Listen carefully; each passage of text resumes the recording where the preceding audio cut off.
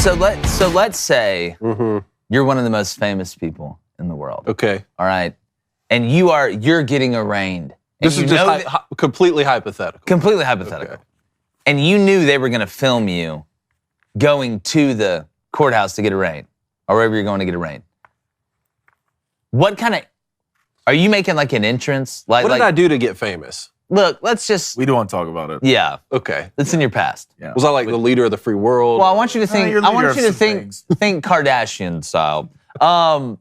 Kim K? Talking. Oh, no, don't give me to say it. I know you say. You want to say? No, I'm not going to say it. Would you have like some? Would you make it a spectacle? Like for me, and especially like if I knew I did nothing wrong. Like if you knew you were going to get off, and it was like for show.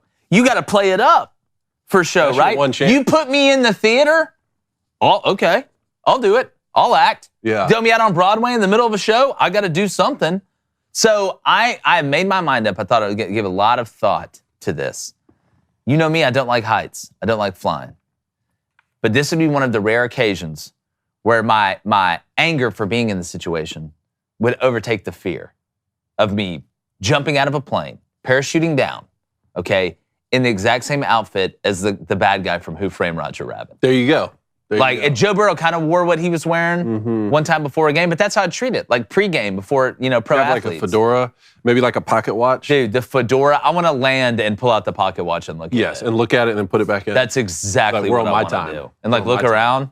All these people have been talking about I look like Elon Musk, which I still don't believe. I would put that to use. I would see like, okay, let's see if I really do. And I'd try and get on one of those SpaceX ships. And then you want a circus? Here comes Barnum and Bailey. Look, if they're going just straight off looks. And then straight to Mars. Can't catch me. You will never get this. I'm Xerxes this entire thing. What do you mean? Like I'm coming in with a whole people carrying you? People carrying me, like 50 of them under. Guys making the steps for you to walk down. Carried into the courtroom.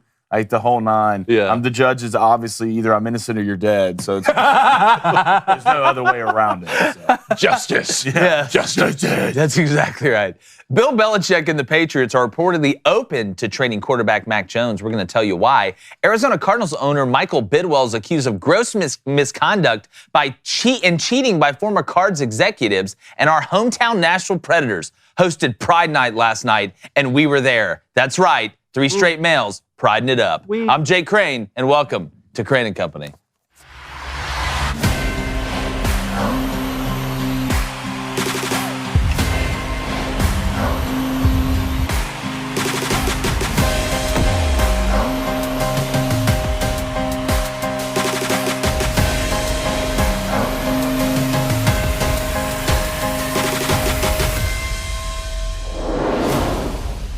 We've seen Mac Jones have the ability to be an effective NFL quarterback. We all know that Mac Jones was a hell of a quarterback as well at Alabama. But apparently, Mac may not be the guy going forward in New England after trade rumors heated up yesterday, talking about the Patriots actually moving on from the signal caller through the trade route. Now, why would they do that, you ask? Well, after looking into the answer, it seems pretty obvious. It's personal. Not only that, it seems there's been a rift in the relationship between Mac Jones and Patriots head coach Bill Belichick ever since Mac sought outside offensive counsel during the 2022 season. It's one thing to not play well. It's one thing to have some interesting in-game antics, but it's a totally another thing to ask coaches not inside your facility or attached to your organization for help in the game of football schematically and strategically. Now, some coaches, they probably would just shake it off, but not Bill Belichick. See, Bill sees this as a betrayal to the team because after all, he's a Hall of Fame coach with a track record of knowing how to hire the right guys. He also takes the structure of the organization seriously. And by Mac going outside of the family, he basically took a shot at Bill Belichick, which I know Bill's not going to tolerate. Now imagine walking into your bank, the one you use, sitting down in one of the teller's offices, then calling another bank for bank account advice.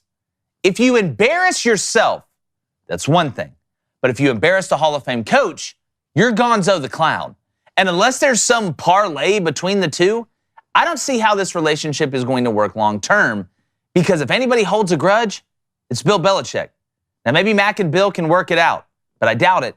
And the fact you're hearing these things now lend me to believe that Mac Jones won't be calling New England home for much longer, and may lead you to believe that Jalen Hurts was the best quarterback out of the three between Mac, Tua, and Mr. Hurts. I'm going to bring in my co-host, David Cohn, former Michigan quarterback, other co-host, Blaine Crane, former Western State, Colorado wide receiver.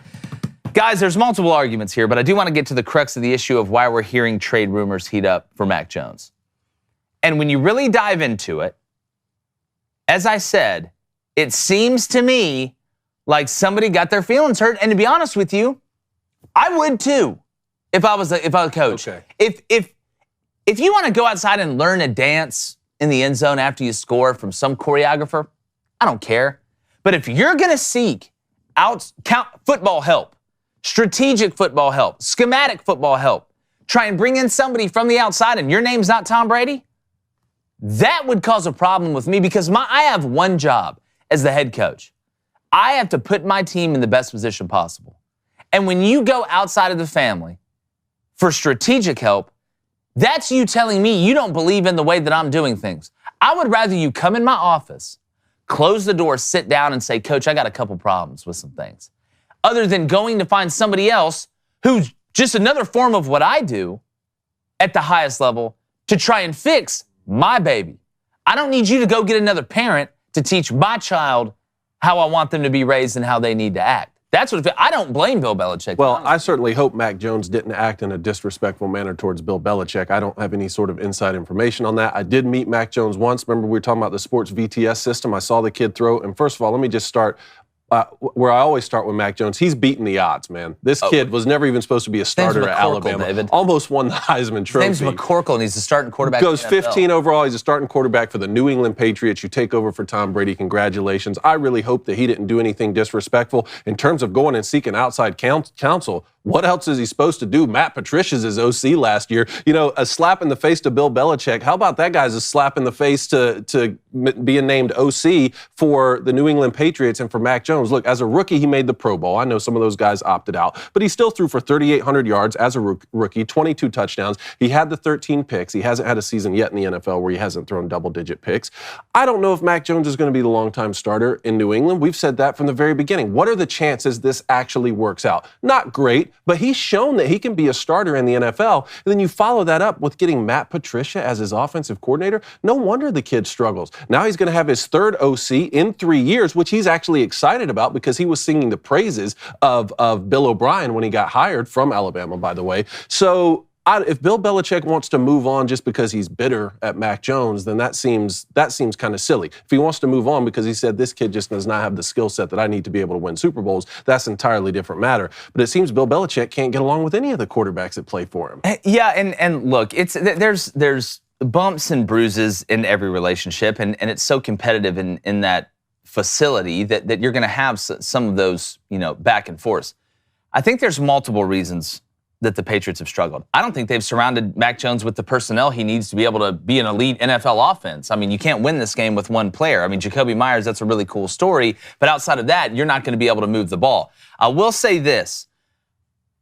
I get Matt Patricia wasn't a great hire. Turned out that it wasn't a great hire. I think we can all say that. But I am not going to second guess Bill Belichick's ability to put a staff around him that he thinks can win. And maybe it's the coach in me. If you want something done different, come to me and let me go get somebody. We can agree on somebody to bring in. You can't sneak away while everybody's asleep and go ask somebody in the other village why their corn grows faster than ours. Like, it's just it's disrespectful. And I'll tell you this, Mac Jones better be a little wary about Bill O'Brien. Because if they go in there and there's a problem and Bill Belichick and Bill O'Brien sit down and say, we have Mac Jones, I wonder, would the Panthers want Mac maybe? Or would the Texans want Mac? Because I know who Bill O'Brien coached last year, and his ass wasn't Mac Jones. His name was Bryce Young. So, I wouldn't count my chickens before they hatched if it was Mac. And I don't think Mac's done enough to have the cachet to go outside and say, you know what, I need to go talk to a guru of my own. Because we've seen that problem with who else? Russell Wilson. We've seen problems with even the great Tom Brady and his 19 guys in the entourage that walk around with him. So it's an interesting storyline with the draft coming up. Well, if I know anything, I know that the Panthers or Texans aren't giving up a pick for Mac Jones. You're going to take C.J. Stroud or Bryce Young 100%. Two, it depends on what guru do you go see. You know, will Bill Belichick be mad if Mac Jones went and talked to Nick Saban? You know, talk to the top tier coaches. Would Bill Belichick be mad? I don't know. I really don't know. At the end of the day, you didn't give anything for Mac to be successful. Your offensive coordinator is a defensive coordinator in the NFL. You ran the most simplistic, butter my bread offense in the league. I think you had some okay pieces in Jacoby Myers, Ramondre Stevenson. I mean, you had some okay guys. We'll see. And I thought this offseason was the offseason that you were actually going to make some moves. DeAndre Hopkins on the block. Like, you had plenty of guys you could go get.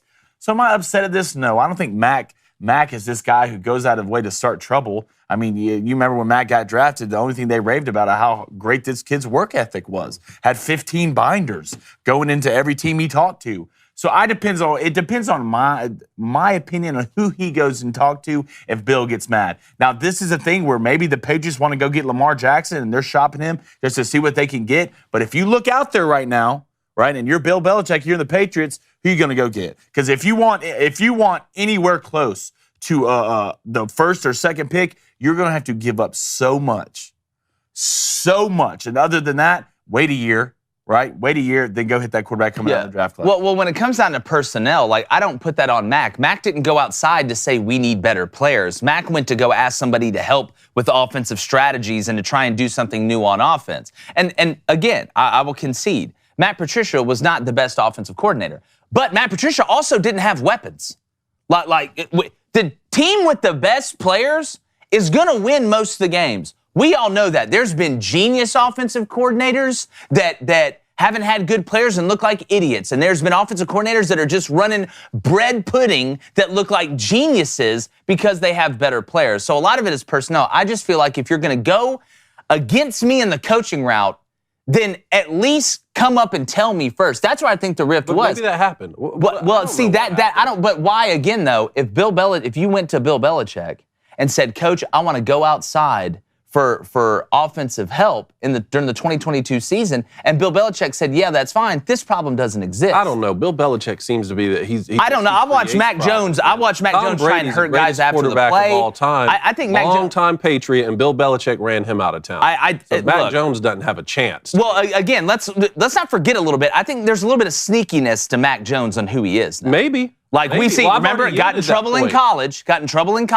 a couple times. You got clips of him trying to literally rip people's knees when he throws an interception behind the play. And I'm all for competitiveness, but he's a dirty player in my opinion. And then you have this. I just know sometimes Beaver Cleaver turns out to be not exactly the nice crew cut guy cutting or painting the neighbor's fence. I don't know. But again, man's beat the odds. Player. You're exactly right on that. I don't think anybody... I mean, right now, we're talking about him with Tua Tagovailoa and Jalen Hurts. That is true. So, I mean... On the Lamar Jackson front, though, I mean, Lamar Jackson's whole thing is I want to get paid $250 million guaranteed, and y'all didn't get me any weapons. That's not going to happen in New England. Bill Belichick's been used to Tom Brady, who's taken a discount for 20 years, and we just said the Patriots didn't have a lot of offensive weapons. Why would Lamar Jackson go there? I wouldn't if I was Lamar. Hell no. If I was Lamar or Aaron, any of these guys, not a chance. All right, I do want to get to the Booster Club, but guys, look. The NCAA tournament's over for the men's and women's. I know, I'm as upset as you are, but then I wake up and realize we still have so much in the sports world going on. The Masters is about to be here, NHL playoffs, NBA playoffs. We have the draft coming up, and this Saturday, the action-packed UFC 287 fight card finishes with an epic rematch. Alex Pereira and Israel Adesanya. I shouldn't even have to say anything else. I should have to say those two names, and you're already ready to rock and roll, and you can throw down for your shot to win big with DraftKings, the official sports betting partner of UFC and the Booster Club. And if you download the DraftKings Sportsbook app right now and sign up with our code BOOSTER, that's BOOSTER, or BOO, then STIR, because new customers can bet $5 and get $150 in bonus bets instantly. Win or lose. That's the only participation trophy I like. Only at DraftKings Sportsbook with code BOOSTER, BOOSTER. Minimum age and eligibility restrictions apply. See show notes for details. We're going to have a nice preview of this fight as we get closer toward the weekend. but this is one of those cards. And look, do I get excited about every card? No, it's like me playing Gin Rummy. There's only certain cards that really get me going. But this one, Pereira and Adesanya, two different styles, different Pereira. mindsets. You're with Pereira. I think Iz finds a way, but there's only one way, and that's with DraftKings Sportsbook. What's going on in the club? Bottles full of bub, my mind. All right, let's go to Trent Kelly, $5 donation. I don't know if we got to this the other day, but he says, have y'all heard of the news about the male Canadian weightlifter that competed in the women's competition to protest a self-ID rule? Yeah, I mean, yes, he proved a point that, like, at any point in time, a man will walk into women's sports and just start breaking records. Like, if y'all really want it, this is a great example. He wasn't doing it to try and, because he identifies as a woman or whatever. He was doing it to prove a point. I'm just going to walk over here, and I'm not even the best weightlifter for the men. Not even close. But I will smash every record because physics is real. Let me say this again. Physics is real. Biology is real. This card, it's real. Just like physics, David. All right, let's go to Maximum Vol, hashtag Ask Crane & Company, says Hendon Hooker, maybe to the Pats. I think that fit would be fantastic, to be honest with you. Who knows what you never know what he's going to do. Yeah, you never know but that's what Bill Belichick's going to do in the draft. That's what makes it fun. At some point, if he continues to not have great seasons like he used to, we have to say, man, you're just not good at drafting anymore. Well, there's a problem with the GM side of things. Well, David, at what point, how long does it go? And Bill Belichick had success before Tom Brady, but not elite, like uber success.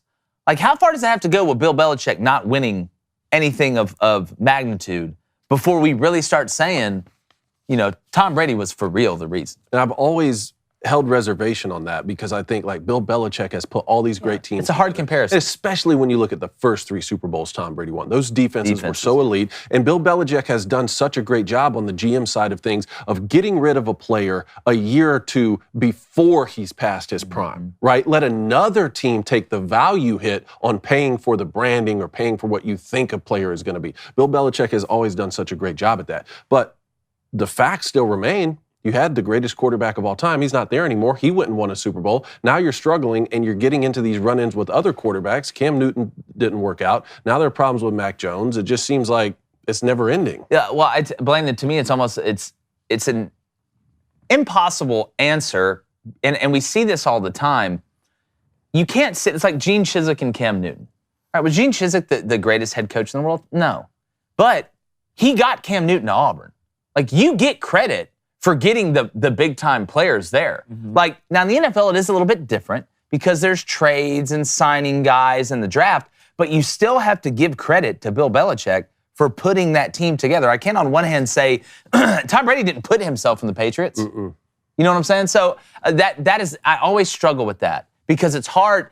Just like I say, well, people say, oh, well, he's a great coach. The players just aren't that good. Well, you recruited the players. Yeah. Like, there's 2 things coaches do, the main pillars. 1, schematic. 2, personnel. Whether that's through the draft in college, in pros, high school recruiting, whatever, you're responsible for the talent level of the players and the scheme that you're running.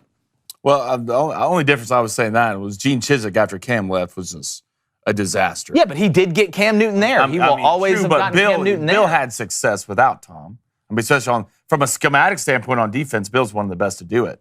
And lately, it'd be different, in my opinion, if the Patriots are out here just absolutely balling on defense. On defense, yes. If they were out here shutting people down on defense, I could get it to a certain extent. Trent Dilfer Ravens. But they do not look like the same team on defense at all. Secondary, not as good. D-line, okay. Linebackers been playing well. But that's the biggest difference to me. If they've been balling on defense, maybe. But the Gene Chizik comp, what do you get fired the next 2 years after Cam left? I think it was, they went 3-9, I believe, 3 games 2 years after, which is, I mean, you almost have to try and do that. But again, I give you credit for Cam Newton, man. I got to give you credit for bringing him in. He didn't just show up one day at Toomer's Corner drinking a lemonade. And you're like, hey, man, come on, try out for the Let's go to Cody Kirby. What's up, Cody? He says, is Belichick going to come to Mac and converse if the Pats decided to release/trade Mac? At the end of the day, this is a business. Mac is trying to make sure he can perform at his highest level. Yes, it is a business, but let's not act like sometimes it doesn't get personal. And that's why I feel something seems real personal about this. Like, and again, just what And from what I looked into, I wasn't in the room, so I'm not going to sit here and say it's 100% foolproof. But if it is true that Bill Belichick is pissed off because Mac Jones sought outside offensive counsel or any sort of strategic football help, strategery, whatever you want to call it, without Bill Belichick knowing, man, that's just tough, dude. Like and you're the guy? Think about it. You're Bill Belichick. What does everybody always say? GOAT, Bill Belichick, genius, 3D vision, alien lizard brain. But now people are going outside to just see how we can score more points. Like, man, I feel like that's the type of stuff. I think Bill's old school in the way of he takes stuff personal. Kind of like Bill Parcells took stuff personal. Kind of like Jimmy Johnson took stuff personal. I think that's kind of an old school way of thinking because now, I mean, Cliff Kingsbury and those guys don't care. You think Cliff Kingsbury's really in there like old school, hey man, we got to build the tribe together. No, Cliff Kingsbury is out in Thailand probably eating some root. Well, it worked enough. Bill Belichick hired a new OC. Yeah. It's not like they were lighting it on fire on offense and Mac Jones was causing these problems. Oh, he was right enough to say, Matt Patricia didn't work out. We should go back to Bill O'Brien. Yeah, but again, that's, his call. If we do remember somewhat, old Zappe came in and had some success. Zappe came in and was slinging that rock a little bit. So maybe that's in the back of their mind, we kid shot Mac, get some pieces, put old Bailey in there and see what we can get out of it. Did he come in and do that much better than Mac, or did he come in and it was just a Spider-Man gif and we were like, wow, he's just as good? When he came in, I thought the offense ran smoother. For one of those games, yeah. Yeah, at least. But, I still think Mac, made the Pro Bowl his rookie year. I think Mac's a starting NFL quarterback. I really do. But, your offensive coordinator is a defensive coordinator. In the NFL. Well, how does that happen? Look, if you put Mac on that 49ers roster, they win the Super Bowl. I think Mac is that good. But, again, when we're looking at Mac Jones and the way that Belichick kind of handles these quarterbacks and then Bailey coming in, I think it was more about Bailey being a rookie and looking like the offense didn't fall off, like kind of David saying, and people were like, wait a minute, how much does it cost for Bailey Zapp as opposed to Mac Jones? So I get that. We'll see. Even Jalen Hurts. I got to see Jalen Hurts do it again. This can't just be a one-hit wonder. So Bailey Zappi, we'll see down the road, but he didn't look bad when he came in. Let's go to Dakota Blackburn. Dakota, what's up, brother? Hashtag Ask the Boys. He says, Bill isn't a top 5 coach in today's game, and it seems like the league is slowly passing him by. I think there's an argument for that. Top 5. Who are the 4 you're putting in front of him? You got Sean Payton. I'd put Sean Payton up there. Andy Reid. Andy Reid, Sean Payton. Again, Bill Belichick got the best of Andy Reid when he had his quarterback, and now Andy Reid's getting the best of everybody when he has his quarterback. Zach Taylor, it's been a Super Bowl. And I put Shanahan in front of him. You put Shanahan in front right now? Yeah, I would.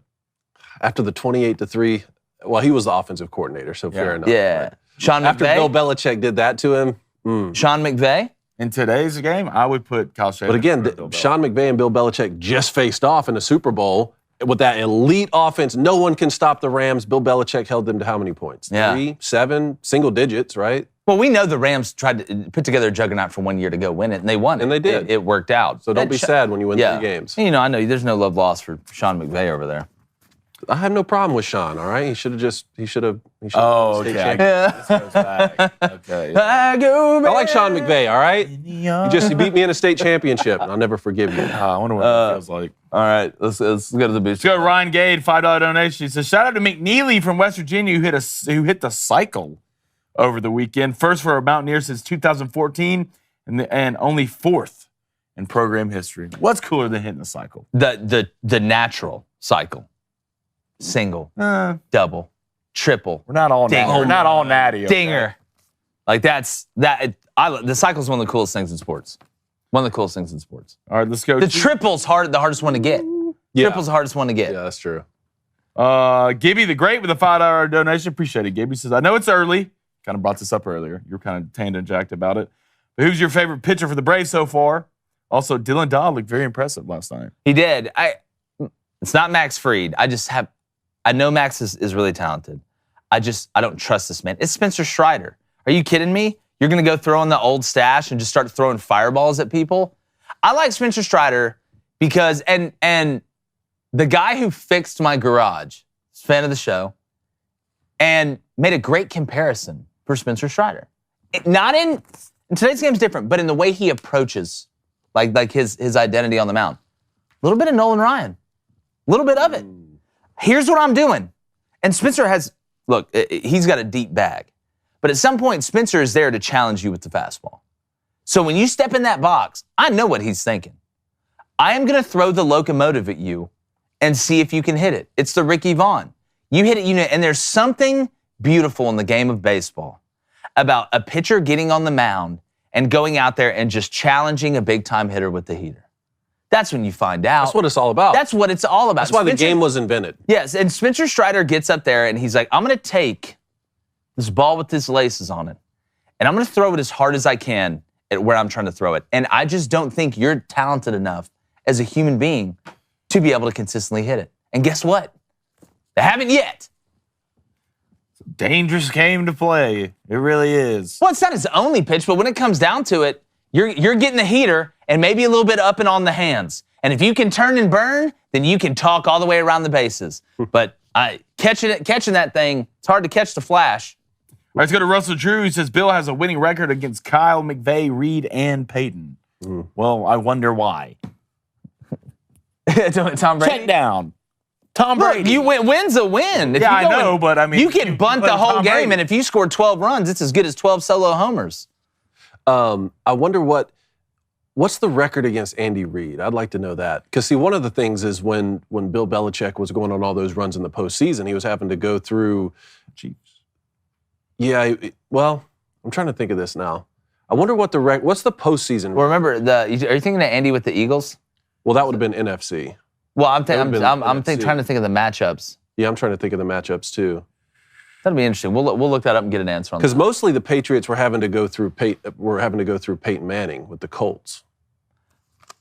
Yeah, I'm trying to look it up right now. Numbers on that. Right, well, while he's doing it, while he's doing that, and we're looking things up on his technology, which the iPad's been huge for the show.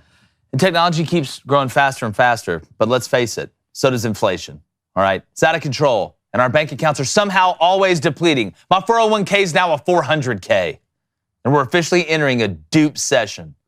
All right, most products do the same thing, but are priced differently solely based on the brand name. All right, so a good duplicate or dupe is crucial for getting the highest quality at the best price. One dupe you definitely shouldn't sleep on is Raycon wireless earbuds. Raycon provides premium audio at the perfect price point so you can listen to what you want, when you want, without breaking the bank. Work smarter, not harder. Be more efficient with Raycon. You can get a pair and a spare and still pay less than you would with some of those other more big-name tech brands out there. We all know who that is. Raycon offers buy now, pay later options, and right now you can pay as low as $18 at checkout. Plus, you can get 2 years of product protection and free domestic shipping. It's noise canceling, so noise isolation, water and sweat resistant for when you're working out or running, earbud tap functions, custom gel tips for the best comfort for all times of year, and you can get your Raycon earbuds today at buyraycon.com/booster.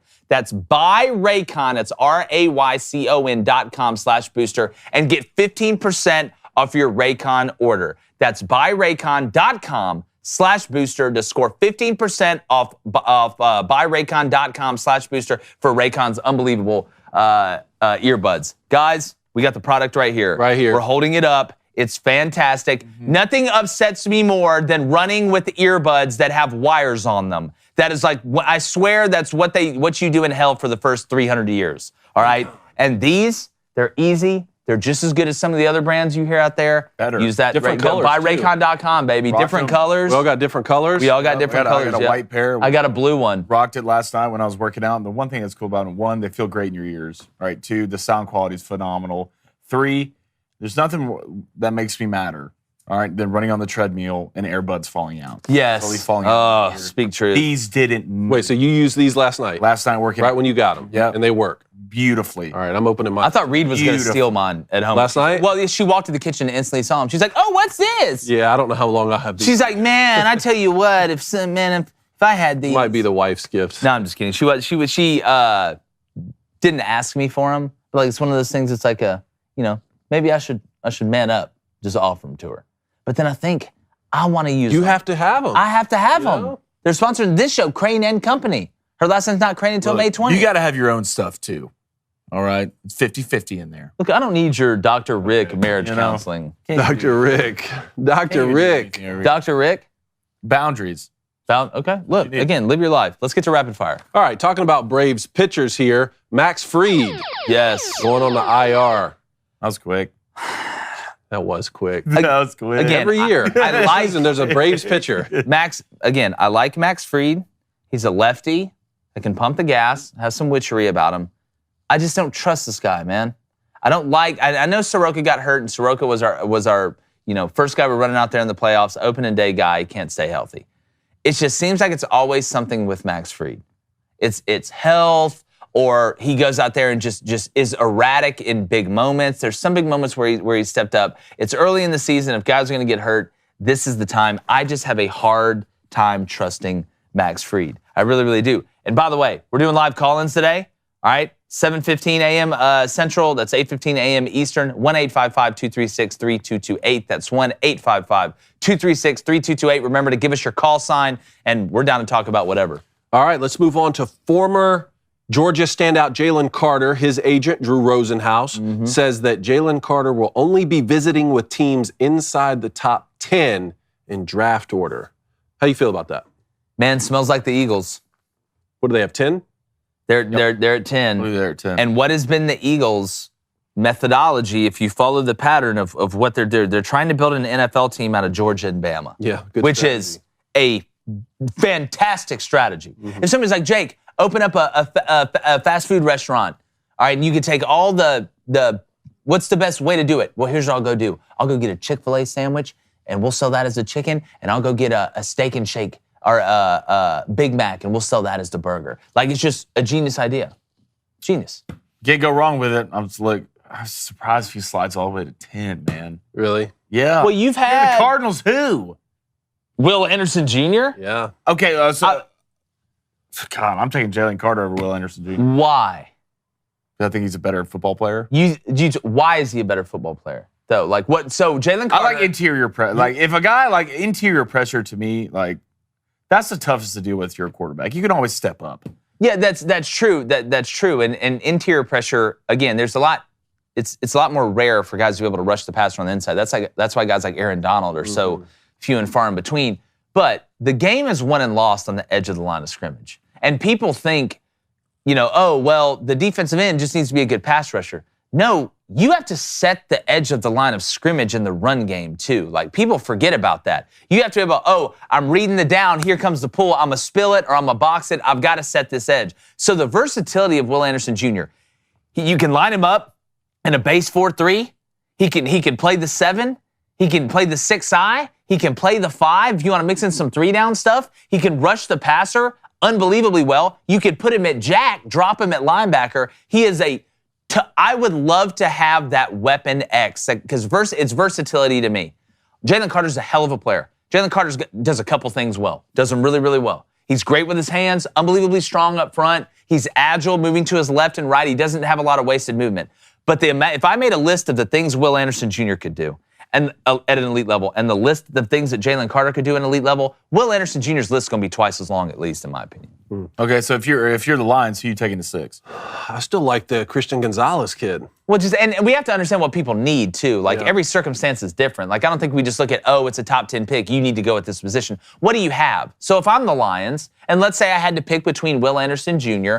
or Jalen Carter, it's pretty much a win-win for me because I have Aiden Hutchinson. Yeah, so do I want to put Imagine the Lions lining up Will Anderson Jr. opposite Aiden Hutchinson. Bro, it's hell. I mean, that's going to be a serious David, problem for a side of the ball that was a problem for them. David, Aiden had 3 interceptions. I know. He had more interceptions than Sauce Gardner, who won Rookie of the Year on defense. So I will always. But if you have 2 great defensive ends, I don't need to go out and get Will Anderson Jr. And if we're bad at 3 tech or we're bad at nose, I'll go get Jalen Carter. So it's really circumstantial. But can you imagine the Eagles with Jalen Carter and Jordan Davis on the interior of the defensive line? There's no way he slides to 10. There's no. If you're But the Falcons, who? You heard stuff about in the interview process. He said he picked Bulbasaur at the beginning of Pokemon. Came in Crystal. overweight. A lot of stuff. He had the legal trouble a little bit. But then Dan Campbell, the Lions head coach, says, well, he's heard interesting things about him. Yeah. Which What does could that mean mean? That's interesting. could mean 35. Yeah, it's pretty interesting. Hike. Interesting. This man picked up Jaden Daniels in the middle of a game, and ran around with him. like held a him to number stuffed animal. one. Like he just won at the fair. Like if this dude slides to 10, Eagles, congratulations. Well, if I'm the Eagles, I'm going either Jalen Carter if he's there or Nolan Smith. This makes me think like if the Cardinals, I bet the Cardinals will trade 3. It depends on what I you bet get. they'll trade 3. It depends on what you get. I could smell a team, someone trading him to come up to get Will. Well, let me ask you this: Are the Cardinals going to win the Super Bowl with who they're going to pick at number 3 this year? No. Like if you're going to offer me, a bunch of treasure for that 3rd pick, someone will. Okay. Someone will reach for Anthony Richardson or that's Will Levis. and it's probably a team really close to here. Yeah. No, the Titans. Yeah. Hey man, I don't know. Mac Jones, the Titans. Mac Jones, Ryan Tannehill. Mac Jones a little bit. Spider-Man Jeff? Is Ryan Tannehill the Chet Cola version of Mac Jones? Wow. And I like Chet Cola. All right, I like Chet Cola. I like Faygo. Faygo Peach may be the best soda out there. And if you don't like it, fight me. Like that's how I feel about that. God, you did go to a Pride night last night, didn't you? Man, you went to Pride Night. Okay, let's segue into the next thing. Okay, before we get to that one, because we are going to get there, Arizona Cardinals, talking about the Cardinals, owner Michael Bidwell has been accused of gross misconduct and cheating by former executive Terry McDonough. Apparently, they were using burner phones to communicate with the GM. Sing it, Jay. One for the plug and one for the suspension. Well, apparently the plug was the GM who was suspended. They weren't supposed to. Yeah, so they were trying to communicate sneakily, and the other guys didn't want to go with it. And basically, the guy in charge was like, "Well, you're going to go with it, or you're gone." And it's against the rules. I get it, but there's one term that and I guess it's a legal term because you have to be able to define statutes and terms to mean certain things in the legal realm. But what is gross? Like, when does it become gross misconduct? Oh, we have to put an adjective on it. Like, why can't it just be like, man, there was a lot of misconduct? Like, at what point are you like, oh, gross? That conduct is just missing. Like, at what level does it become gross misconduct? Like, is the burner phone, is that it? I don't know. Like, that term has always blown my, because I think in gross misconduct, I'm like, what, did he pull his pants down in the library or Finger in the something? armpit, I'm man. trying to look if it's a legal definition or not. It's like, did you expose yourself in the grocery store? Like, gross misconduct? That is gross misconduct. Yeah, but especially if you're in the frozen food aisle. Oh, man. I love fish sticks. Yeah. All right. Please continue, My David. girl ain't no hobbit. Yeah, girl. Yeah, it was the Quiznos. A girl ain't Tried to no rob it. Let's move on Okay. to our hometown Predators last night. Just hit me with it. You went to the game because Yeah. you said Pride night last the night. 3 of us Okay. went to the game. Yeah. There were 3 guys there. Yeah. But You went to You, the our boy Rhino. Blaine threw out the first Chichiro. puck. Blaine threw out the first puck. Did you throw out the first puck at the game? You throw out pucks in hockey? Hey, here he comes. All right, guys, got to He catch throws it back it in the here. goal. All Yeah, I'm right, obviously- here we go. I'm obviously- So Hey. you went behind Slider. enemy lines last night. So, Reed had never been to a hockey game. Don't put this on. She has now. Don't put this on, She has Reed. now. Don't put this. We all know that's your I can't cover. even get through That's your cover. words. We know. I can't even get through 3 So- words without Jeff Dunham and his puppets. Look, how much Having to carry Bud it. Light did you drink at the game? Actually, none. So, I told her that I would take her to a hockey game before the regular season was for over. you. And it wasn't looking like the Preds were going to make the playoff at that point. Looks a lot better after last night. Huge 2 points. So we had this date set, April 4th, Tuesday night. I'm going to take you. We have some friends, mutual friends of ours, who had some tickets. So it was us and 2 couples that went last night. So I'm excited about it. Yesterday, at about lunch, and I believe I'd mentioned it on the show. So I had a couple messages from people that said, do you realize you're going to the Predators Pride Night? And you said, yes, that's why I'm going. So No. they call these No. couples? Totally did not know it was Pride Night. Looked on Instagram, found out it was Pride Night. And instead of saying, you know what? I don't support sexuality nights in sports, so we're not going to go. No, it has nothing to do with being gay or anything in my eyes, because I don't think really the gay people are the ones putting this on. I think it's the straight people that want to check a box that are putting this on. I say, no, we're going to go. I'm going to go in there with my beautiful female fiance, and we're going to have a great time. And I want to see what it's like. Like, what happens? Do I go in there and it's just like, I don't know. They got Will and Grace on everywhere, and did they? And like, want to see what it's like. And to see are people just dancing around? Sometimes you just have to experiment. Rainbows and everything. So I go in there, and there's a bunch of stuff up there. And here's the part I don't. What'd you wear? I wore normal attire with colors on it. Yeah. Yeah. Good for you. Yeah, right, but not okay. Y'all can try and misconstrue this. I'm not. Look, I walked in there with my head held high. We'll love you. I'll love you no matter what. So, you're the best man at my wedding to a female in less than 50 days. What's wrong with you, dog? 50 days. I'm just so long time. 50 days. You never know what happened. So we walk in, and there's the stuff everywhere, like the flags and the rainbows and stuff everywhere in there. And sometimes I don't understand is that on the Jumbotron, they kept having this thing that said hockey is for everyone with the pride flag. Hasn't hockey always been for everyone? Like, I don't think in like 1981 it was like, hey, hockey's for everyone, ... except if you're gay. Yeah. Chris likes guys. Get out! Yeah. How many times has somebody been turned down from the hockey game because, two guys walked in holding hands together? Well, like, why do we pretend like stuff's not for everybody? We pretend that people don't have the same rights as everybody else. Yeah. Like, that's the part, that's one of the parts I don't understand. And the male band during each intermission played I Feel Like a Woman by Shania Twain. Of course they did. Like that was one time as a part of the playlist, funny, but every time, now you're trying to send me a message. And it was the most guy-looking guy ever that was singing I Feel Like a Woman. I just don't understand why we have to have sexuality night at the ballpark. But hey, why is it sex night at the hockey lines, rink? you're better for it. Good for you. This is why I was saying to get off my lawn. Hockey is for everyone. Hockey's not for everyone. Hockey is for an insane person who straps knives to the bottom of their shoes and skates around on ice. If what you mean to say is watching hockey's for everyone, then can I get it on the television? Because I have to have three different services right now to be able to watch the hometown Predators, unless I want to go to the game and it's Pride Night. But you know what? That's good. Yeah. That's good. You had a good time, right? Insane. We had a great time. Where's the limit on insane? We had a great time. Hockey. I don't know, if you strap knives to your feet and run into people, I would put you as insane. It was a great night. We had a really good time. The company we're with was what made it, and it was fantastic. And I'll tell you what, took a couple pictures. The Genucel skincare I legitimately think it's knocking years off my life from a looking standpoint. Good. And it's something I used right when we got it. Reed loves it. It's part of my routine now. To put it on, and I'd never used a skincare product because I was like, all right, why is great skincare and looking younger only for the ladies? Right? You think, oh, well, it's only for females. No, it's not.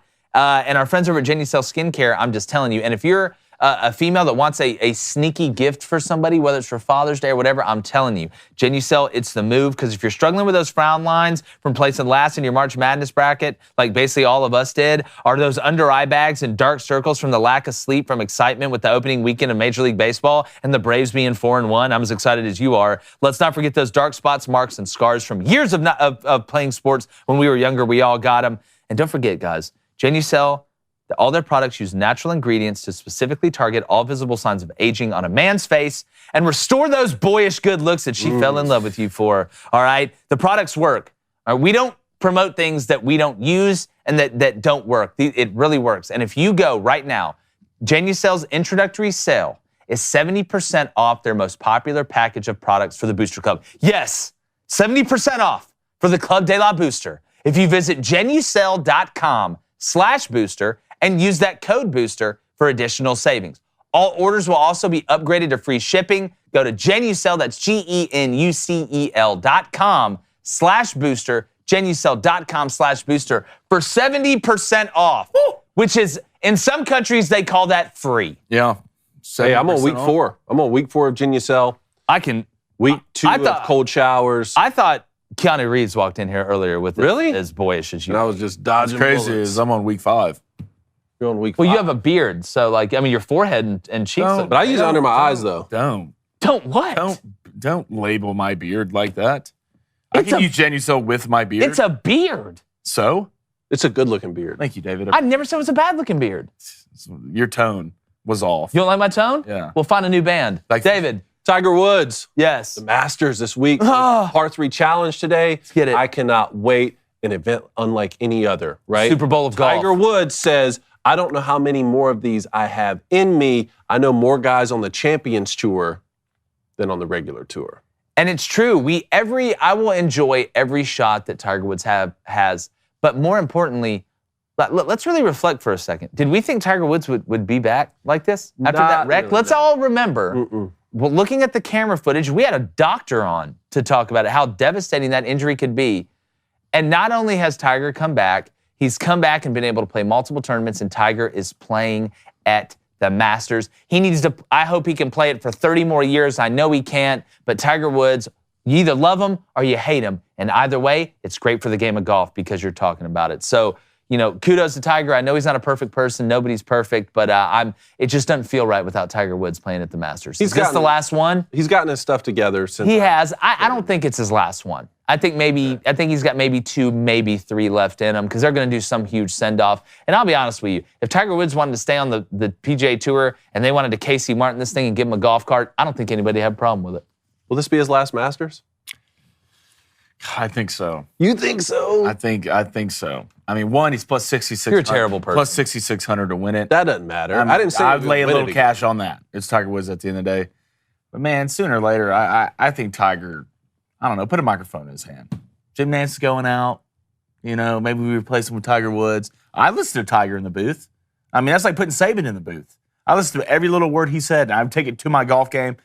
It depends on Tiger's health and how he's feeling, but man, if he does make the cut and it gets to those Saturdays, Sundays, and he's limping around.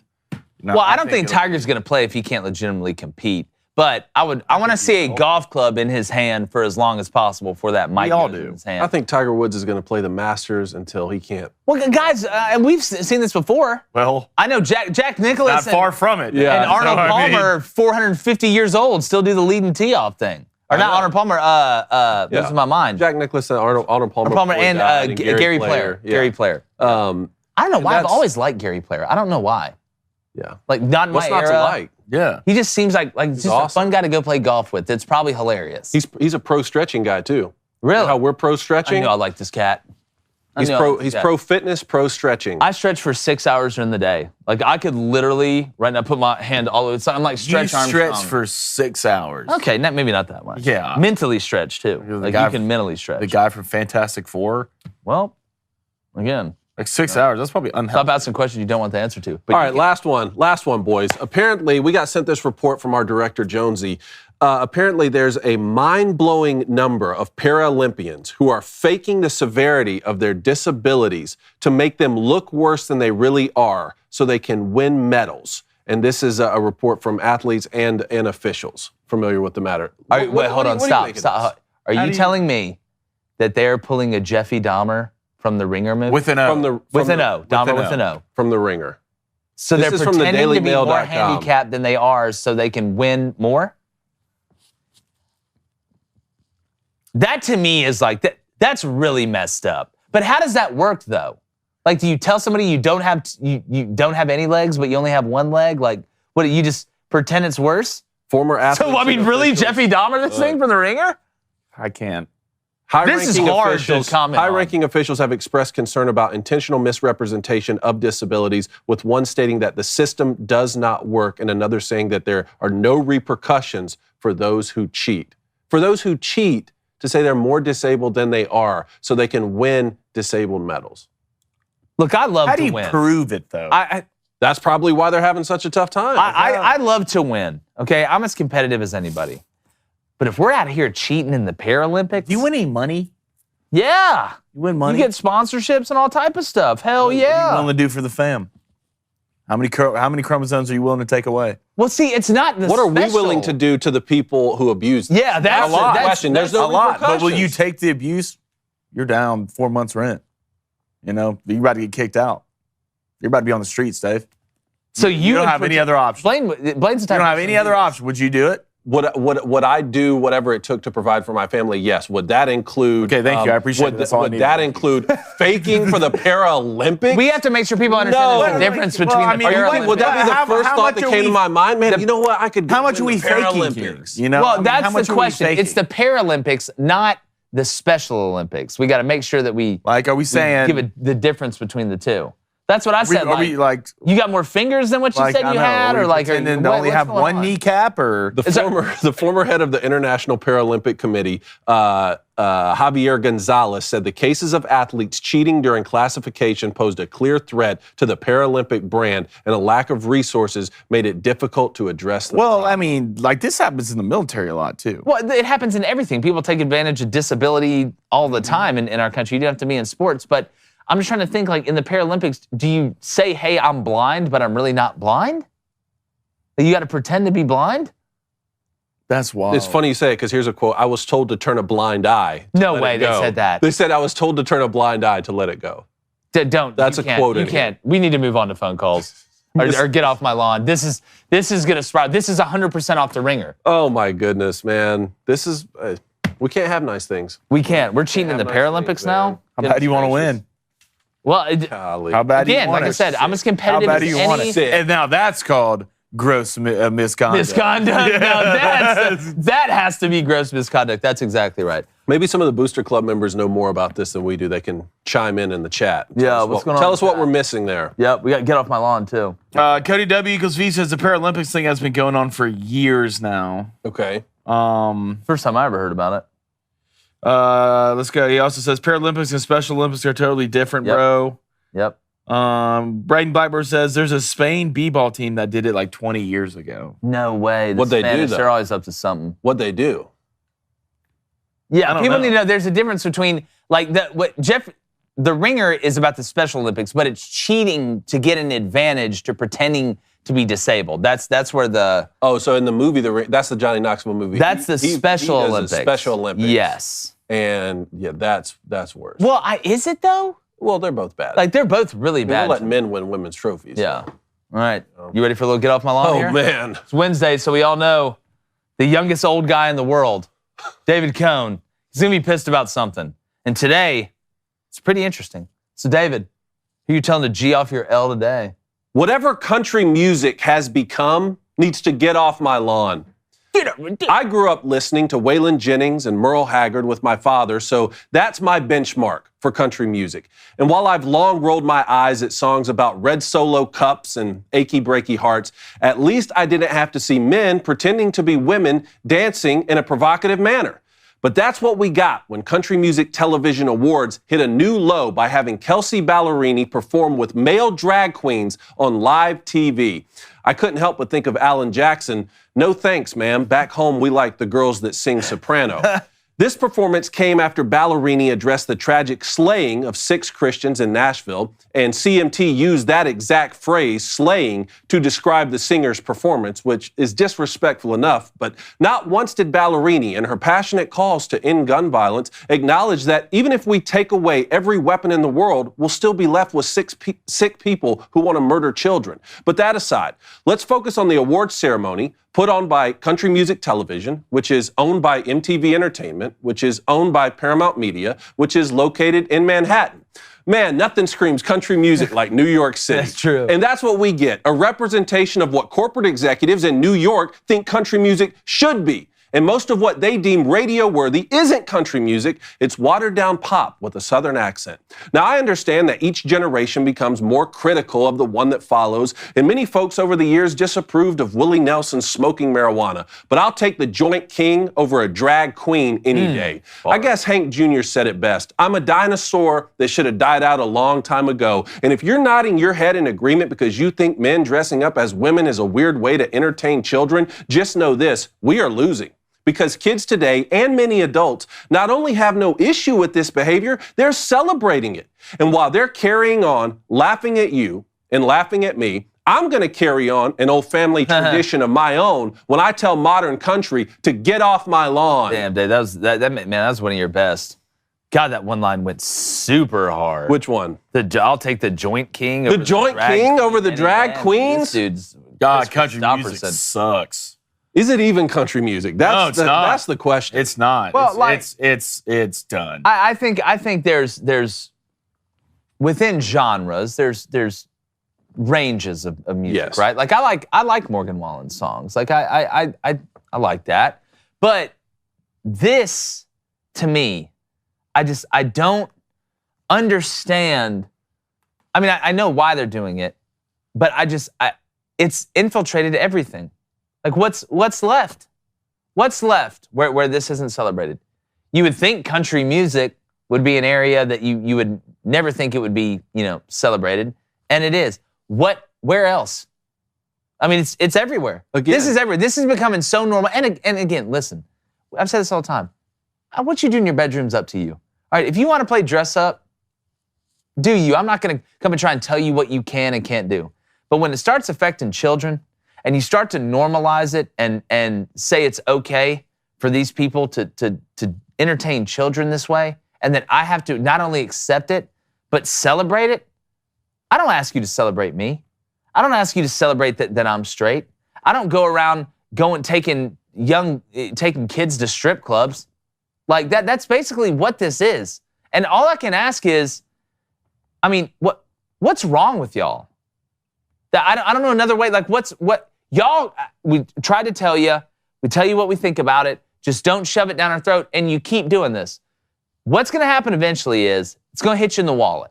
That's the only way this is going to stop. I think it will eventually. I don't know if it will. I think it will eventually. Maybe. Everything is cyclical. I think people are going to wake up to this. People are eventually. Celebrating this. I know, David. I think it's at its peak right now. I think it's almost like a pandemic, man. I heard people saying that Kelsey Ballerini gained new fans this week for this. Oh, I'm sure she did, but I'm sure she lost some too. But I'm going to be honest with you. Like, I didn't know who the hell Kelsey Ballerini was. I thought that switched to pop. I didn't know if that was the girl in the middle or one of the guys dressed up like the girl. But at some point, it's going to hit him in the wallet. Because you keep prioritizing the sponsor over the customer, eventually, over time, that's not a great business model. I'll just be sitting here saying, I told you so. Lane? Is there something to this? Go woke, you go broke, or is it are just enough people just going to say like, hey, it doesn't bother me? At this point, I would say it'll go to people just like whatever. I don't think they're going to go broke. I don't think this girl will have. She's had nothing but even more success from this. I mean, got multiple 100,000 Instagram followers. So at this point, it's so everywhere. Bud Light, NASCAR, country music, hockey. Like they're going to push it in every narrative. Well, we're saying that. Well, the NHL may stop having the Pride Nights after it started hitting them. All it takes is one. Like that's just like it starts. I don't think all it takes is one. What do you mean? Look, the NHL can go with it, and they'll still keep doing it. That was from the players. And why though? What did the NHL see? Because this didn't go both ways. What was the highest selling NHL jersey during that time? Mm-hmm. There is a demographic out there. One person goes under. Like all it does take is one. Just like all it takes was Dylan Mulvaney going on one thing, and all of a sudden now it's these sponsors by everybody in the world. Like Rome wasn't built in a day, but they burned that son of a gun down pretty quick. Look, I hope you're right. I just have a feeling a year from now there will still be a Country Music Television Awards. There will still be people buying Bud Light. Maybe the stock price fluctuates or something. Bud Light will be fine. We'll still have an NHL, which the teams will have Pride Nights and do all these initiatives, and people are going to keep going to hockey games. And I just don't think it's going to change. It's hard for me. I can see that. I think that's not a crazy thing to say. But I just think eventually, just like everything, right? It hits its point. It hits its breaking point, and then people are legitimately tired of it. I think it's going to happen. I still have faith that that's going to happen. In my opinion. Let's go to Jeremiah O. He said, David, your get off my lawn was so inspiring. I want my call sign to be Cone's Garden Gnome. Ooh. Cone's Garden Gnome. I will be your right guard, and let me tell you, I'll never let my quarterback get sacked, baby. Wow. Look at that. That is love. Taking the O-line to dinner, by the way. Let's do it. That's why you're one of the best. Can I come? Tuck Stevens says, Coulter Wall's worth a listen. There's a couple guys out there for sure in country music that I enjoy. I love Chris Stapleton. I love Eric Church. Yeah. There's always some guys out there, but as a whole, as a genre of country music right now, it's not even country music. It's basically pop. Yeah, no, it's what you said. It's watered down pop with a southern accent. That was from our boy Zach. Actually. Yeah, it's so true. We were talking about that yesterday. But once like you said, there's all sorts of different genres. Once you start getting to like Tyler Childers is as good as it gets, but is that more bluegrass? And I understand the genre bending. I like Sam Hunt. I like Sam Hunt's ability to incorporate some hip hop elements into what he was doing with country music when he wrote the Montevallo album. I love all that kind of stuff. It's not about and to me, there are good songs and good songwriters in every generation, right? Very true. I would rather take Chris Stapleton than some of the country music artists from the 80s who were trash. It's not about eras to me. It's just you wouldn't have seen this on country music television 25 years ago, is what I'm saying. Would you rather take that or tractor rap? I would rather take the bad song. Because then you can just say, it's just a bad song. That's why I was saying about like Achy Breaky Heart. I don't want to listen to it, but at least you can just talk about it as being a bad song instead of men dressed as women on the stage at the music awards. That's crazy to me. Yeah, it just doesn't compute to me. Like it's 2 + 2 = 5 in my mind. I'm trying to figure out how, what happened, what fraction did I miss or decimal point did I misplace? I was going to Bacon Eater says, I blame bro country. Looking at you, Florida Georgia line. I think you're too wrong. At some point, it's going to be Nickelback's fault. That's what I'm waiting for. It'll never be Nickelback. No Nickelback. How the hell do you wind up like I'll take no Nickelback hate on this show. Never made it as a wise man. Look at this photograph. All right, remember, you call in 1-855-236-3228. Give us that call sign. All right, you ready? Let's get to it. This is my favorite thing we do. Andrew, Cincinnati, what's going on, man? Hey, guys, I just wanted to know, with the NBA playoffs being right around the corner, I'm a big Cavs fan. I was wondering what you thought about that locked-in matchup between the Cavs and the Knicks. Well, do I think the Cavs are good enough to win it? I don't. They've been a surprise. I know they probably surprised you this year with the success that they've had, even being a Cavs fan. But the Knicks matchup, to me, I think the Knicks have been a great story. I like when the Knicks are good. I think it's great for basketball. I like when big brands are playing well. The Julius Randle matchup I find fascinating. But when it comes down to it, I just feel like the Cavs are a little more physical, got a little more dog in them than the Knicks do. Cavs are 4th right now in the East. Yep. Knicks are 5th right now in the East. Do you have anything else over there? I like the Cavs in this match. I do too. I'm not saying that because Andrew's a Cavs fan. I mean, you got Spider, who's playing extremely well right now. Darius Garland. I mean, you got Allen down low. I mean, thinking about the Cavs, and one good thing about the NBA team, especially when the playoffs, man. What does it mean when you get to the playoffs? People start doing what? People start playing defense, right? So I think the Cavaliers, when it comes to playing defense, can score with the Knicks and play better brand of ball on that other side of the ball, which is defense. So give me the Cavs in this. I really do. And they're more experienced. They're an older team. Yeah, older and physical, I'll take that all day. Yeah, all day. One thing, my major concern is I haven't followed the Knicks too closely, and we seem to struggle particularly with two things. When we get a team like a guy like a Joel Embiid, like a big time center, like it's huge and physical, and then with really talented wings. And that's where Julius Randle scares the hell out of you. That's what would scare the hell out of me if I was a Cavs fan, because he's one of the. I mean, he's one of the best. But I will say, while the Knicks do have pieces, and I think we can, we all know NBA players are talented. I do think the Cavs are deeper. I think they're deeper as a team.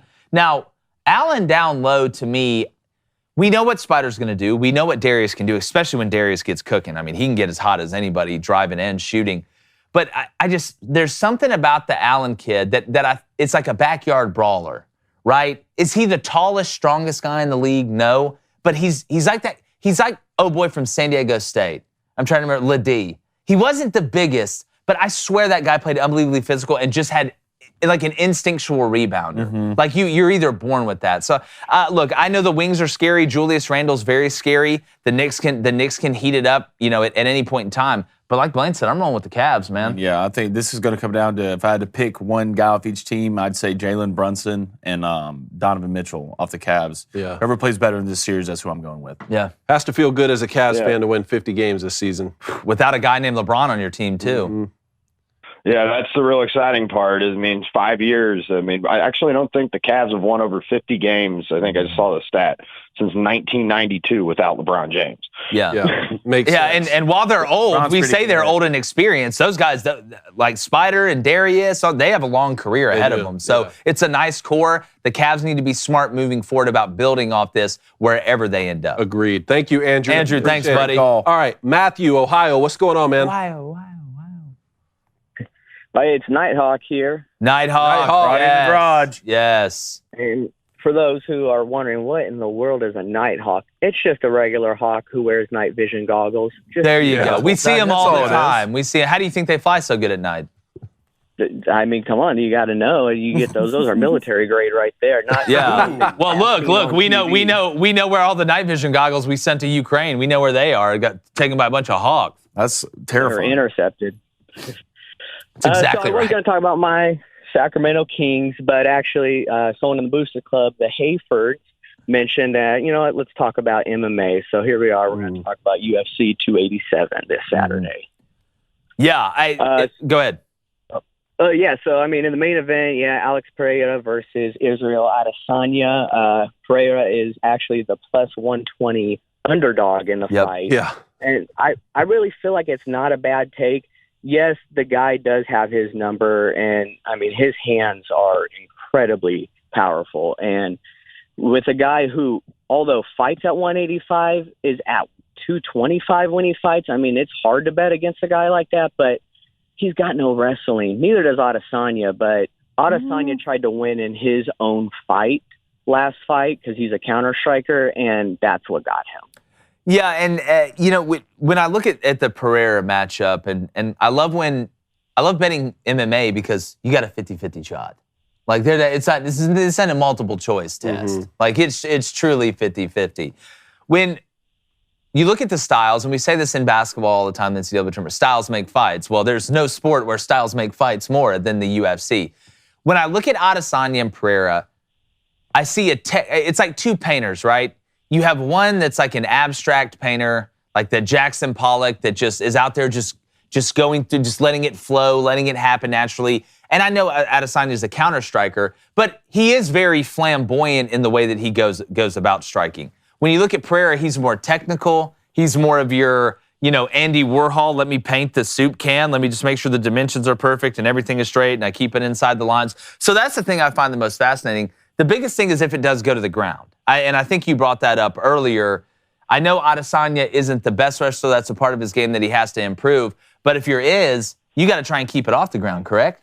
If you're Israel Adesanya, no, I think take it to the ground. With Pereira? Yeah, I think what? so. First of all, I go back to his other fight. Israel's better than him. That's where he wants to get. And you got to think Pierre with all the weight he's losing to come in at 185 to fight this fight. I don't know. If I'm Israel, if I'm the style bender, I'm taking it to the ground. You can strike too, but you're a lot better than him on the ground. Because that's where Pereira's been able to do all of his damage is striking. It's standing up, yeah. He wants to stand up. And to me, Pereira going off at plus money. Right now, DraftKings has him at plus 110. He already beat Adesanya in UFC 281, but that's not the only time. Remember, he had the knockout in kickboxing that they had. Remember the video was going around? We showed it on our show before the UFC 281. I'm going to ride with Pereira at plus money. I'm going Izzy on this. I think Izzy takes it to the ground and wins this fight.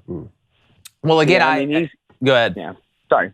No. Well, I was going to say if it's so obvious, then this is my point. When I prepare to play a team as a defensive coordinator in football, they know what my base stuff is. I can't just go out there and run what they think I'm going to run and that they practice against all week. I have to have some wrinkles or some small changes to keep them guessing. If I'm going into a fight against somebody and me, God, and everybody knows that I'm not as good on the ground as this guy, and I know he's going to try and take it to the ground, or think that I'm going to take him to the ground, why would I not try and mix it up and throw a wrinkle in there? Like that's my whole point. Because Adesanya, yes, he's good on the ground. I don't think we're giving Pereira enough credit for what he's going to be able to do on the ground. And I think Pereira's stronger. I think he's a stronger person physically than Adesanya is. But what is Adesanya? He's longer. Like I think Adesanya wins it, and I think he wins it by knocking Pereira out. The only thing I'm saying is knockout. Did. Yeah, he almost people forget last time. He caught him for sure. But I think if I'm Izzy, right, what Pierre cut 20, 25 pounds? I'm not sure. Something like that. If I'm Izzy, 40. Almost 40? Jeez. He went Christian Bale. That's, it turns into a totally different game. So if I'm Izzy, I'm sure you're going to take your shots standing up. Like you're still the style bender. You're very quick in the way you do things. You're long. But if it's me, I'm taking him to the ground. And that's where I'll put my work in. I think that's what Izzy's game plan is coming in this fight. He wants to get a couple good takedowns, get him on his back, and then get to work. I think so. Didn't we have Gina Carano on last time before they fought? I believe so. That was when we previewed this fight last time. I believe so. Matthew, Nighthawk, we appreciate it, Appreciate it, Nighthawk. Thank you. All right, Chris in Michigan. What's going on, man? Michigan. Hey, guys. It's Chris E. in the chat. Nice. So I wanted to get that call sign locked in. Yes. So you guys know the Marine Corps motto, Semper Fidelis, always faithful. So I'm going to go with Semper Go Blue. I love Always that. go blue. I Semper love Go that. Blue, I love baby. that. All right, let's lock in Chris C for Semper Go Blue. Remember, once you call in and you say it and you claim it, this is like, when they discovered Greenland. You come and stick your post in the ground. You got it, buddy. You got the lot. Congratulations. Start building fires and stuff. All right. So my question is, I asked you guys last week if we thought the Tigers are going to reach 80 this season. After this weekend, I had zero faith. I know they're 2-0 against the Astros right now, but I don't know. What do you guys think? Yeah, I again, it is so early, and outside of the Reds, I think everybody's still eligible for the playoffs right now because I watched the Reds play one time. They're eliminated. It's going to be tough, dog. I took the under. I'm gonna have to stick with it. I just, again, when you look at the Tigers, what jumps out of you right now when I say, Chris, the Detroit Tigers? Name me the most elite part of their team. Go. I honestly couldn't tell you. That's exactly right. Look, you don't have to be elite at everything, but you can't just be average at everything too. You know how they say there's always that team that has a ton of potential, and if they could just put it together, can make a big run when nobody expects it? Yeah, that's not them. Yeah, that's not the Tigers. That's not the Tigers this year. But, Chris, future? Never knows. You never know. Hey, the Lions, though. The Lions, you're just Detroit sports fan in general. The Lions, come Lions on. looking good. Y'all got the gumball smuggler?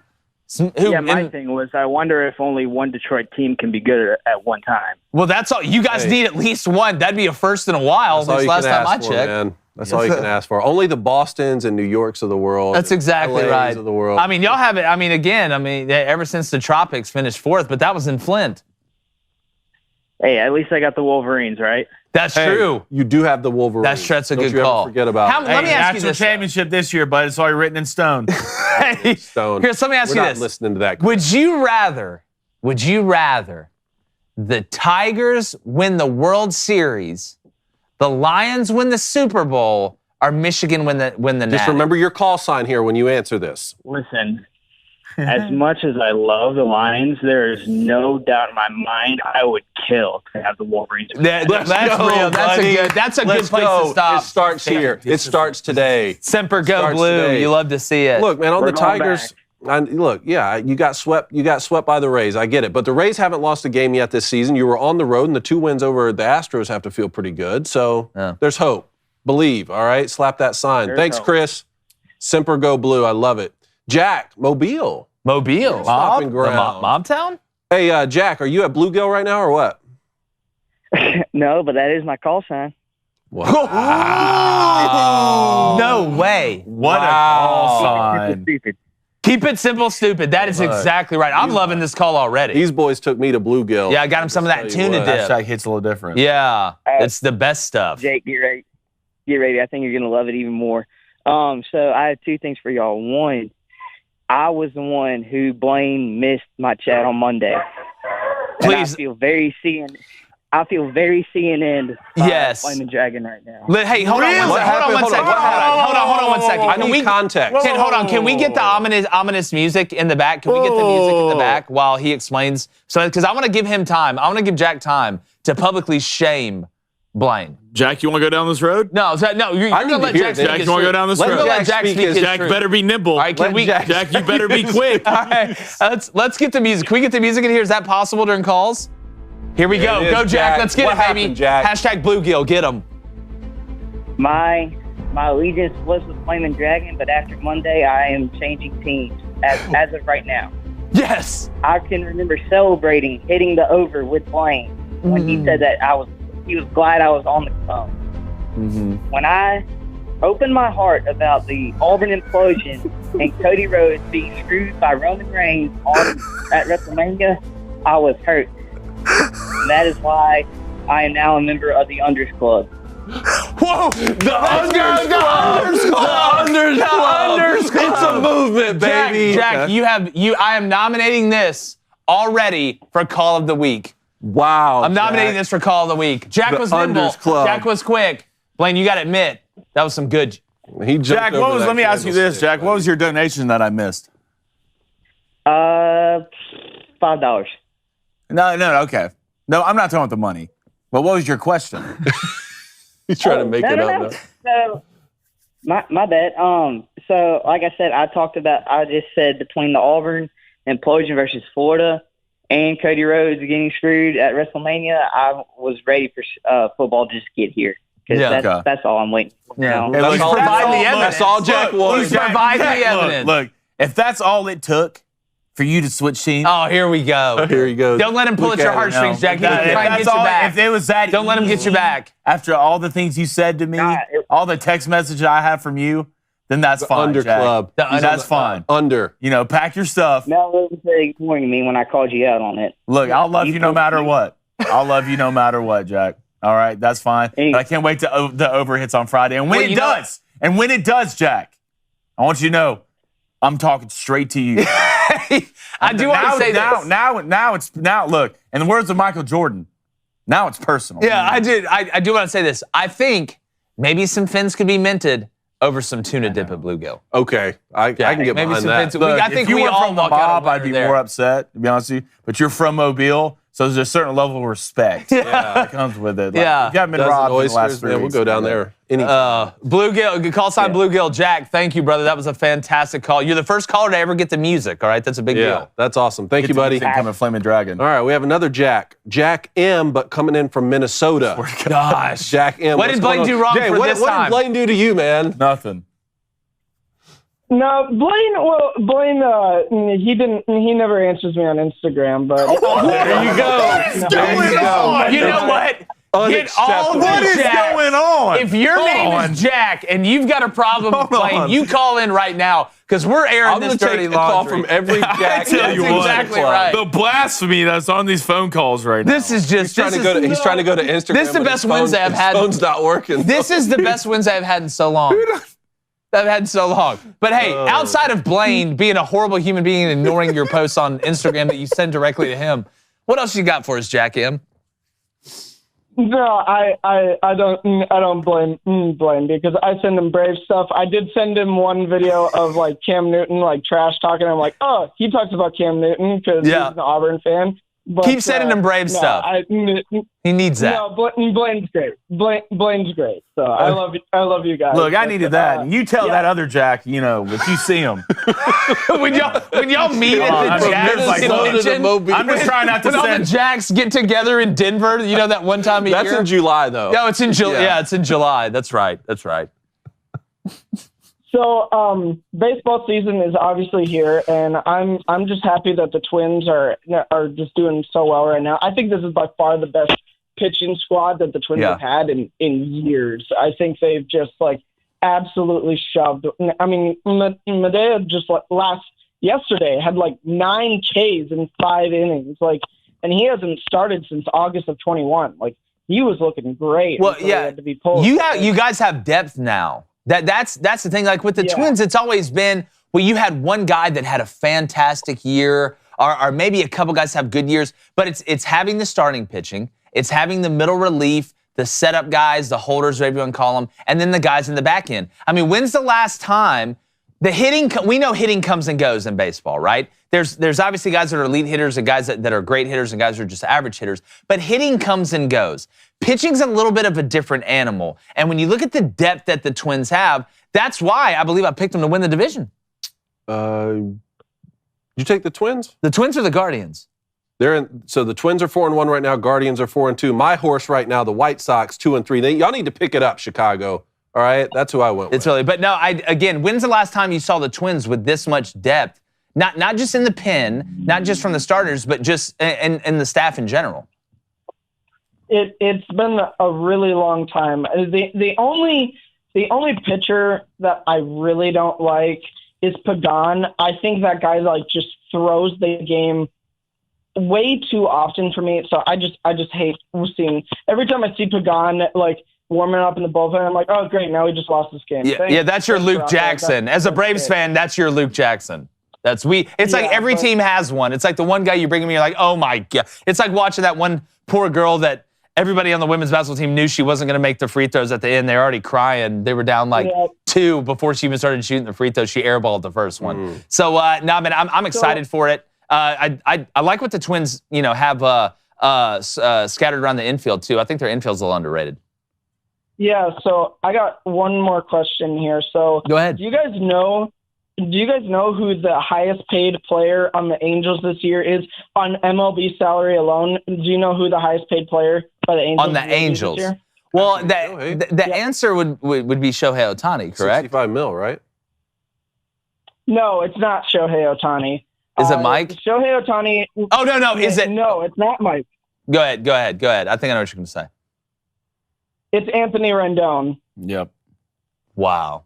Yeah, so Anthony Rendon is set to make more money, than that's based on just MLB salary. Now, you guys are right about Shohei Ohtani making $65 million, but $30 million of that is from his avoiding arbitration this year. Yeah. So and you're worried about a fan calling you the B word. I'd look at you and laugh and then go get in my Maserati made of gold. Jack. So Rendon is set to make $38 million this year. And Trout is set to make 35.5, and Ohtani is set to make $30 million this year. And Rendon hasn't played 60 games in a year since he won a World Series with the Nationals in 2019. That's my whole thing. The dude can't stay healthy. Example? Yeah. Yeah. Is this just another example of the Angels being their own worst enemy? And how can they protect themselves from themselves? Yeah, the Angels are what happens when you let an 11-year-old run the organization and he spends all the money on the first 3 players he sees. I mean, you don't think about the other parts of the team. You think, well, if I have these 3 players, it doesn't matter. Or the guy in fantasy football that takes a quarterback with the first pick overall. Like it just like, how do you let a dog score 30 points against you? That's that's true. That is true. Jack, thanks, appreciate buddy. it, man. Thanks so much. All right, I want to get to Jonathan in North Carolina, but we have about 30 seconds, Jonathan. Keep it tight for me here. What's going on? Hey, what's going on, guys? What's up, brother? Yes. My quick question is, how long before Robert Kraft lets go of Bill Belichick? How many years before those 6 rings go out? Or does Bill Belichick just, leave whenever he wants to? I think Bill's going to leave whenever he wants to. So too. Him and Kraft's relationship, goes back so far. And it is business. And we've seen guys with long, great relationships have it crumble at the end. But I think you did something historic. I mean, you won an inordinate amount of Super Bowls in a relatively short span and lost 2 others. Mm-hmm. So I think it's something where 2 to the Giants, 1 to the Eagles. That's exactly right. At the end of the day, I think Bill has earned that right. I think Robert Kraft understands that. Now, how much longer will Bill be a head coach in the NFL? I give him 2 years. I give him 2 years. I don't think he's done. 2 more years? 2 more years. I think him and Saban may end up walking away. Who goes first, Tiger or Bill? Well, I think, again, that's 2 different. I mean, Tiger goes first. Tiger's going to keep playing golf. Like, if you mean at the competitive level. Yeah, at the competitive level. I mean, Bill might go coach high school football. Who knows? Okay. JTX Inferno. JTX Inferno. Gotcha. Nice. JTX Inferno. Gotcha. Jonathan, thanks, brother. Appreciate it, man. All right, Eric, Kyle, and Jaden, we're going to get to y'all later in the week. Please call back in on Friday. Y'all will go. Let's make sure we get those names down, and we will move them to the front of the line. God, I love calls. It's so much fun. And everybody in the world named Jack called in. All right, I wonder what Jill's doing. Here we go. Dragons outside your house right now. No, good. Don't worry. You've got the Dragon Slayer right here. No, AKA definitely original not. Dragon. Yeah. Here's what night last time. here's what we got tonight. I'm going Yankees money line and the Cardinals money line. Every time I bet against the Braves, they win. I think the Braves won 161 games. Already lost 1, so I'll bet against them again. I think it's Mikolas on the mound tonight against Bryce Elder, the young guy with the last name that means you're old. Ha ha ha! Irony, irony, irony. But give me the Yankees money line, Cards money line. Hell of a pitching matchup in the Yankees-Phillies game. Aaron Nola versus Garrett Cole. Sign me up for that any day of the week. That's going off at plus 191. And then this bet with Garrett Cole on the mound. The number of Phillies batters in the first inning, I've got under 3.5. Okay. At plus 130. I like the odds on that. Garrett Cole coming out looked elite last time. Garrett, let's just go out and let's handle business, my friend. I like no walks. So 3 straight outs.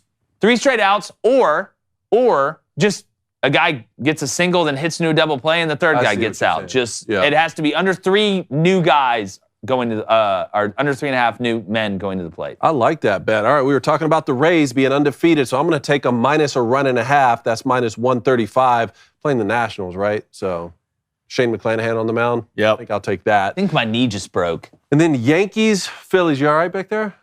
Dude. Golly. It's a Yesterday must have been fun. I'm taped to the bicycle on this one. I tell you what. That's your brother. All right, second bet. Yanks, Phillies, no runs in the first inning. We're going Nerfy plus the Yanks money line. B, just for you, plus 180. Mm-hmm. All right, I'm going to give me Phillies, Yankees, Nerfy minus 155, and then give me minus 120 on a dragon being outside of Jackson at 6 o'clock this afternoon. After one donation. We'd never let it happen, Jack. Give me Mets, Brewers, Nerfy minus 130. Nerfy trained 2-0 yesterday. Really? Right. How's that feel? What's that sound like? That sounds like someone's building. What'd that right? 2-0 Sounds like what? Momentum. Hey, when are you going to start? When are you waiting until Altuve comes back to start the first pitch in play? Yeah, you know, it's a science thing. Blaine knows once he does that, he's going to hit 1 out of 30. So that record will go. Look, you remember the one time he did it? I remember for like that 3 straight weeks, and then it finally hit. Look. Like Blaine said, I don't care if I never hit it. This will hit him. Yeah, like once I start it, Yeah, that's true. there's no stopping it. That's true. Ace Cone, he's going to take the Braves money line at plus 105 and the Brewers money line at minus 140. Man, I really enjoy doing the calls. That was a good idea. That's great. All right, The disrespect. Booster Club, what do we got? All right, let's go to CG87343 with a $5 donation. Appreciate that. Because I've got a bad feeling it'll get worse before it gets better. I can't listen to country music anymore because the artists have lost their minds. Yo, I feel like I could write a hit country song like before the show's over, like in the last 4 minutes. Well, then we should do it then. Yeah. I mean, what are you waiting on? Let's do it. Yeah. We can do it. Okay. Like, here we go. Just got give me a 4 country minutes. bit. It's easy. My dog was sitting on the porch. Not a good start. No, well, that's actually how 65% of country songs start. What else you got? Yeah, not a great Can I get through the verse? No. That's what they say. So you're right. There's no song that starts off with about a dog on a porch or drinking a beer or a tractor. I'm sure there's no. Well, okay. See, now you're reaching in the back. Yeah, I'm not talking about what Kelly Ballerini. I don't- I'm I take don't everything think about you're with saying is RuPaul. I don't think that, there's probably not a hit song that starts with "My Dog's on a Porch." What about what's the song about Old Blue? That's a good song. Yeah, guess what it starts with? I think it starts talking about Old Blue. On a porch. There's one. Oh, you're right, man. Your song was You're right, there's- I'm sorry. It's a dude. hit. It's Your a song, hit. your song Good. sounded I need- awesome. Yeah, it's so I'm sorry, good. man. I need to see it Congrats, my way. man. I'm surprised you weren't seeing. I need to see it my way. let's Well, go. you were actually dancing next to Well, Kelsey that's Ballerini. funny. You were at Pride Night last night. Yeah, I know. That's funny when you make fun of I wasn't wearing a dress. Yeah, you sure? Yeah, I was. You want We to see need sure? photos. I didn't know you Yeah. and our audio guy had such a great time. We did. Let's go to Michael Yeah. McMichelson. You could definitely Ask hear Trading about it. Company. Well, can Harold Perkins play well enough this year to be a Heisman finalist? Ooh. Yeah. Also, does his move to the inside backer help or hurt his chances? It's time for a defensive player to win the Heisman. Will Anderson had the best shot, man. I know. I don't know if it'll ever.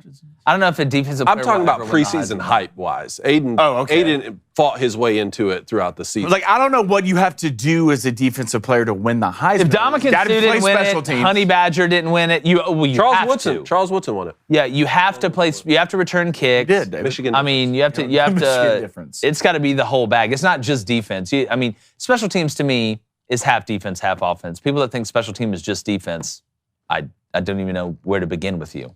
Like, I need to see your driver's license. All right, let's go. Poll. What is better? A nice cold cup of coffee? Cold What? brew? What? Cold brew? Or a nice little steamy cup of Joe, hot coffee? So are you asking what's better, coffee Coffee hot or cold? milkshakes? Okay. Yeah. Coffee or milkshake? Do you want dessert I love in the them morning both. or coffee? I love them both. Look, I I've would seen say both of you drink people. cold I brew. would say people are gonna say hot. 62%. I did have an iced coffee this past weekend. White chocolate mocha. Starting to get Yeah. hot out. Maybe you look in the camera and say that. But hot coffee. Hot coffee, 64%. Wow. All right. Hot coffee, 72. Good. This gives me faith in America still. Cold coffee, 20. The minute cold coffee takes over hot coffee in this country, you might as well just wrap it up. Look, I love me a nice So what do you tell everybody what you get I'm not from? gonna do Yeah, that. yeah. This is in the episode. How much you get from Say it in a Starbucks? really This is in the voice. episode to say that. I still can't, I'm just trying not to. Blaine walks in there like Show up to off Jack's house. Zoolander at the beginning. Hey, gotta get a mocha frap. No, Large. Blaine walks in there. He's like, orange mocha frappuccinos. Orange. No, I can't do orange. Like an orange. at the gas station, like in Zoolander. Can you look into that camera and say, Yeah, I had you a do that great again. night at Pride Night? I had, as a straight white male, I had a great night going to watch some fantastic hockey, and I blocked out all the noise about who people want to hook up with. That's what I did. That was a variation. Yeah. That was a variation. Yeah, that is the what the truth. kids are calling With my it these girl days? on my arm. Yeah, you don't want don't want to know what they're calling you, or what they're calling people about you. Can't say that on air. Let's just say the dragon is the only thing that's flaming. We appreciate you guys that joining us. Make sure you subscribe on all social media. Make sure you subscribe. Hit that notification bell. I want to say button, but it's a bell. Hit the notification bell. Hit that like button as well. Really appreciate you guys. Got a great show tomorrow. Appreciate the call-ins. Guys that did, people that weren't able to get through today because the line was jammed, we will get you in on Friday. And you, rest of the week, you gone. Yeah, bachelor party. Yeah, going on a On the cruise. rest of the On week, cruise. Take the under Friday. Guess what? Guess who's getting that chair now? That's right. We're gonna let Replacement lane. Deserves that. We're gonna let replacement cone. How do I need to enter replacement cone? Hold on, tell me. Oh wow. Oh okay. Also, All right. special episode tomorrow, right? Very special episode. Special episode, Masters. Masters episode. We got a little surprise for you guys. And look, replacement cone told me to say this. Like the chances of replacement cone not being in that chair for good once Blaine gets back, we're gone. Uh-oh.